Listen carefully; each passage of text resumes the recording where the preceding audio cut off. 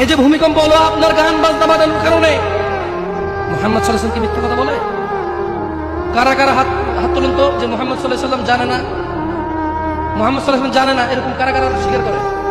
আল্লাহ নবী বলেছে, যখন বাদ্যযন্ত্র বেড়ে যাবে, গায়িকারা সম্মুখে এসে নাচবে, তুমি অপেক্ষা করো, পাহাড়গুলো কেঁপে উঠবে, পৃথিবীটা নড়ে উঠবে।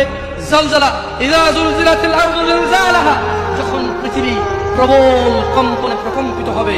ওয়া খরাজাতিল আরদু আসকালাহা, যখন এই মাটি তার ভিতরে যা আছে একদম লাথি মেরে বের করে দেবে, লাশ হোক আর যাই হোক, মাটি বলবে যে বের হও, বের হও আমার থেকে, বের হও, আমি তোরা কাউকে রাখবো না। وقال الانسان, মানুষ বলবে মা লাহা মা লাহা, পৃথিবীটা কি হলো, এই মাটির কি হলো, কেন সে কবরগুলো লাশগুলো বের করে দিচ্ছে, কেন সে স্বর্ণ মতি হীরা মানিক্য বের করে দিচ্ছে, মা লাহা, এর কি হলো, কেন পাহাড় নড়ে উঠছে, কেন পাহাড় ভেঙে চূর্ণ বিচূর্ণ হয়ে যাচ্ছে? মানুষ বলবে মা লাহা, পৃথিবীর কি হলো?